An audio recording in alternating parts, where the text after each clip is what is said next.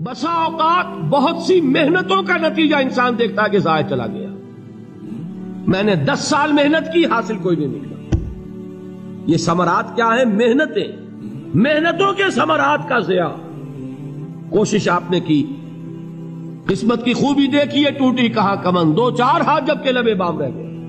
Be prepared. ایک شاعر کے یہ اشعار ہیں، وہ کمیونسٹ تھا، میں نام بھی نہیں لیتا، لیکن یہ کہ یہ اسی انقلابی، چونکہ ان کا بھی ایک انقلابی نظریہ ہے، انقلابی عمل میں یہ سارے مراحل آتے ہیں. کوئی سیٹ بیک آیا، فرض کیجئے کوئی ناکامی ہو گئی، تو اپنے ساتھیوں کو دل بندھانے کے لیے یہ فصل امیدوں کی ہمدم اس بار بھی غارت جائے گی، سب محنت صبحوں شاموں کی اب کے بھی اکارت جائے گی. میرے نبی کے ثمرات کا جو لفظ یہاں آیا ہے، وَنَقْصٍ مِّنَ الْأَمْوَالِ وَالْأَنفُسِ وَالثَّمَرَاتِ، سب محنت صبحوں شاموں کی اب کے بھی اکارت جائے گی. دھرتی کے کونوں کھدروں میں پھر اپنے لہو کی کھاد بھرو، پھر مٹی سینچو اشکوں سے، پھر اگلی رت کی فکر کرو، پھر اگلی رت کی فکر کرو، جب پھر ایک بار اجڑنا ہے. ایک فصل پکی تو بھر پایا، تب تک تو یہی کچھ کرنا ہے. ایک مقصد ہے سامنے، انقلاب برپا کرنا ہے. ایک کوشش ناکام ہو جائے کوئی پرواہ نہیں، نیکسٹ. پھر تیار رہو ناکامی کے لیے. ایسا نہ ہو جو انگریزی میں کہتے ہیں hope for the best but be prepared for the worst. ایسا نہ ہو کہ دوسری مرتبہ ناکام ہو کے بددل ہو جاؤ، تمہاری ہمتیں جواب دے جائیں. نہیں، پہلے سے تیار رہو کہ دوسری مرتبہ بھی ناکامی آئے تو آئے، لیکن جب تک کہ کامیابی حاصل نہیں ہوتی ہمیں یہ کام کیے چلے جائیں. دیکھیے سیرت میں آیا کہ نہیں یہ واقعہ. بدر میں مسلمانوں کو فتح ہوئی تو احد میں زک پہنچی کہ نہیں؟ 70 صحابہ شہید ہوئے کہ نہیں؟ اگر ان کی ہمتیں جواب دے جاتی تو گاڑی کیسے چلتی آگے؟ تو فرمایا وَلَنَبْلُوَنَّكُمْ بِشَيْءٍ مِّنَ الْخَوْفِ وَالْجُوعِ وَنَقْصٍ مِّنَ الْأَمْوَالِ وَالْأَنفُسِ وَالثَّمَرَاتِ. ہم تمہیں لازم آزمائیں گے، خوف کی کیفیت سے، فقر و فاقے کی کیفیت سے، بھوک سے، جان کے نقصان سے، مال کے نقصان سے، محنتوں کے حاصل کے ضائع ہو جانے سے. وَبَشِّرِ الصَّابِرِينَ، اور اے نبی بشارت دیجئے صبر کرنے والوں کو. الَّذِينَ إِذَا أَصَابَتْهُمْ مُصِيبَةٌ، وہ کہ جب ان پر کوئی تکلیف آئے، کوئی مصیبت آئے، کوئی آزمائش آئے، قالوا انا للہ وانا الیہ راجعون، وہ یہ کہیں کہ ہم اللہ ہی کے ہیں، اللہ ہی کی طرف لوٹ جانا ہے. یہ وہی انداز ہے جو میں نے فارسی کا شعر سنایا تھا آپ کو کہ سرے تسلیم خم ہے جو مزاج یار میں آئے. وہ ہمارا مولا ہے، ہمارا آقا ہے. اگر اسے یہی منظور ہے تو ہمیں بھی یہی منظور ہے. میں نے تسلیم و رضا کی بات کی تھی نا، آپ کو کچھ شعر سنائے تھے. ایک شعر اور سنیے، اور یہ کس کا ہے؟ محمد علی جوہر کا. ایک مرتبہ جیل گئے، ان کی ایک بیٹی جوان بیمار ہوئی، فوت ہو گئی. باہر چھوڑا انگریز نے، جاؤ بھائی دفن کر دو بیٹی کو.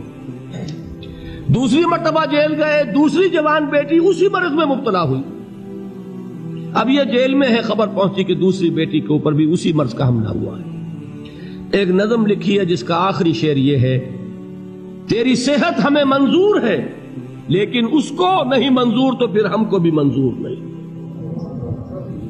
یہ ہے، جب تک یہ کیفیت نہ ہو اس میدان میں آدمی ثابت قدم نہیں رہ سکتا کہ میرے رب کو اگر یہ منظور ہے تو یہی مجھے منظور ہے، اور تیری صحت ہمیں چاہیے تو ضرور، لیکن ہمارے رب کو منظور نہیں تو ہمیں بھی منظور. راضی برضائے رب. وَبَشِّرِ الصَّابِرِينَ الَّذِينَ إِذَا أَصَابَتْهُمْ مُصِيبَةٌ قَالُوا إِنَّا لِلَّهِ وَإِنَّا إِلَيْهِ رَاجِعُونَ. نہ شود نصیب دشمن کے شود ہلاک تیغت، سرے دوستاں سلامت کے تو خنجر آزمائے.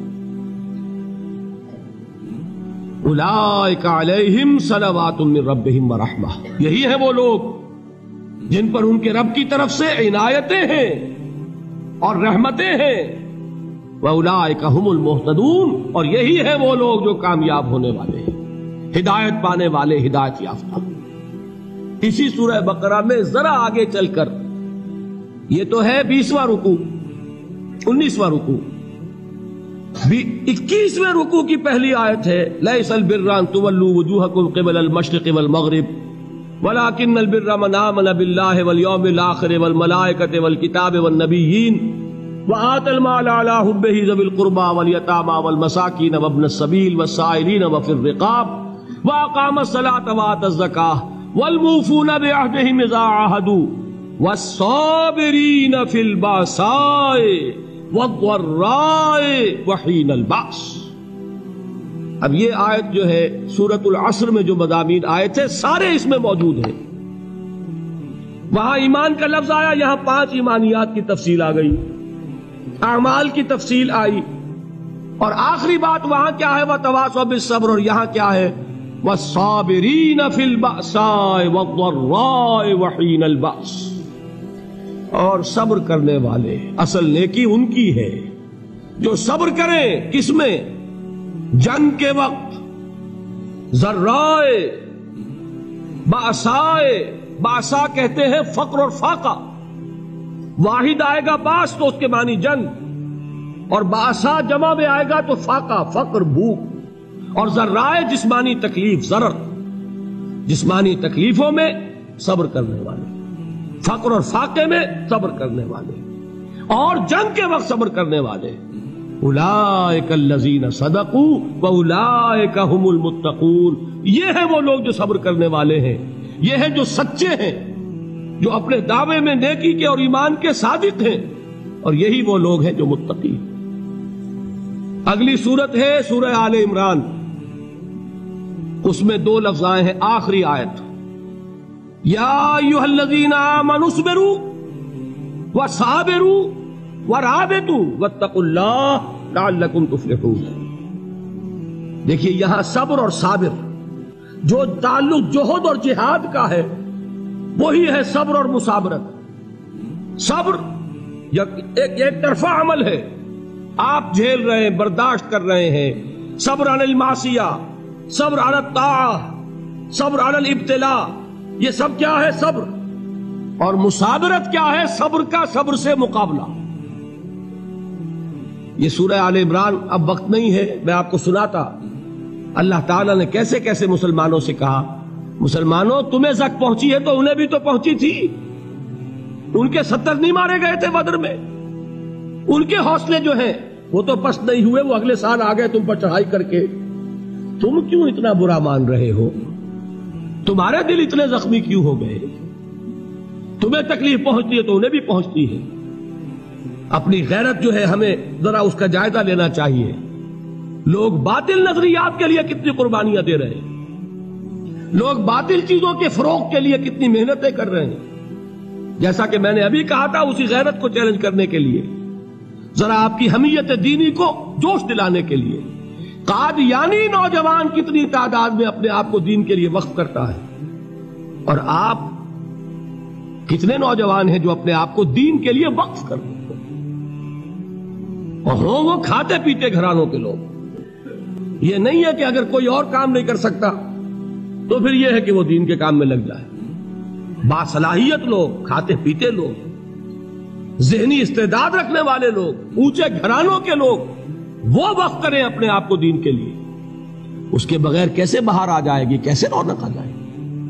تو دنیا میں باطل نظریات والے جو ہیں، یہ بات کہی گئی ہے، مسلمانوں تم اگر توحید کے لیے لڑ رہے ہو، دیکھتے نہیں ابو جہل کو، اس نے گردن کٹوائی ہے شرک کے لیے، شرک کے لیے گردن کٹوائے، اور تم توحید کے لیے گردن کٹوانے کو تیار نہ ہو۔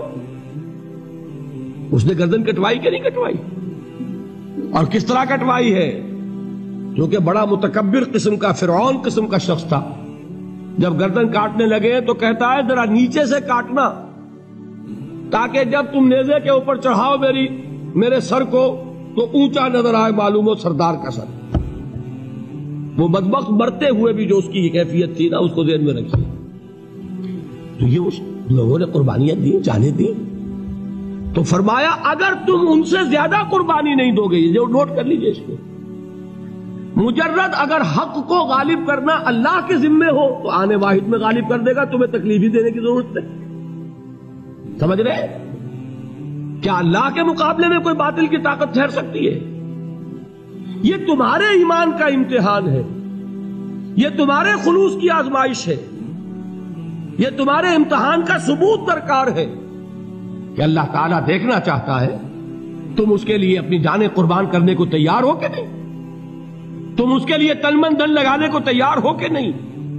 اور یہ جان لو کہ اگر کفار اور مشرکین اور ملحدین اور باطل نظریات والے وہ جو کچھ قربانیاں اپنے باطل نظریات کے لیے دے رہے ہیں ان سے زیادہ اگر تم نہیں دو گے تو حق غالب نہیں ہوگا۔ انہوں نے جو صبر کیا ہے اپنے باطل نظریات پر، اگر تم اس سے زیادہ صبر کا ثبوت نہیں دو گے اپنے اس حق پر تو حق غالب نہیں ہوگا۔ اس لیے فرمایا یا ایھا الذین آمنوا اصبروا وصابروا، نہ صرف یہ کہ صبر کرو بلکہ صبر میں اپنے دشمنوں سے آگے نکلو، ان کے صبر سے بڑھ کر صبر کرو۔ ورابطوا، مرابطہ کہتے ہیں چوکس رہنا، ہوشیار، پہرا دو، ایسا نہ ہو کہ دشمن جو ہے غفلت میں تمہارے اوپر کوئی حملہ جو ہے کر بیٹھے۔ واتقوا اللہ، اور اللہ کا تقوی اختیار کرو، لعلکم تفلحون، تاکہ تم فلاح پاؤ۔